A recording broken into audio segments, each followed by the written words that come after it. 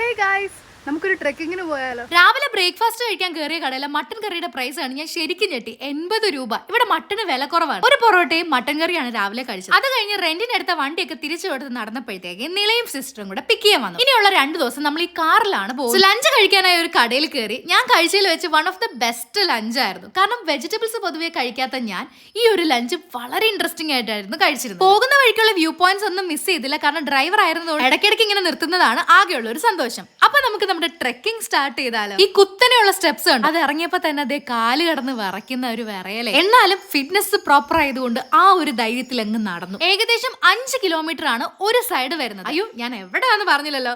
ഇപ്പൊ ഉള്ളത് ചെറാപ്പൂഞ്ചിയിലെ double decker bridge കാണാൻ പോകാനാണ്. കുറച്ച് റിസ്കിയർ ആയിട്ടുള്ള ഒരു ട്രെക്കിംഗ് ആണ്. ഹെൽത്ത് വൈസ് ഫിറ്റ് ആയിരുന്നാലും മനസ്സിന്റെ ധൈര്യം വളരെ വലുതായിട്ട് എനിക്ക് ഫീൽ ചെയ്തായിരുന്നു. നടന്ന് അങ്ങനെ സിംഗിൾ റൂട്ട് ബ്രിഡ്ജിലോട്ട് എത്തിയിരിക്കുകയാണ്. ഇത് കണ്ടോ, ഈ ഒരു മരത്തിന്റെ വേരുകൾ കൊണ്ടാണ് ഈ ഒരു ബ്രിഡ്ജ്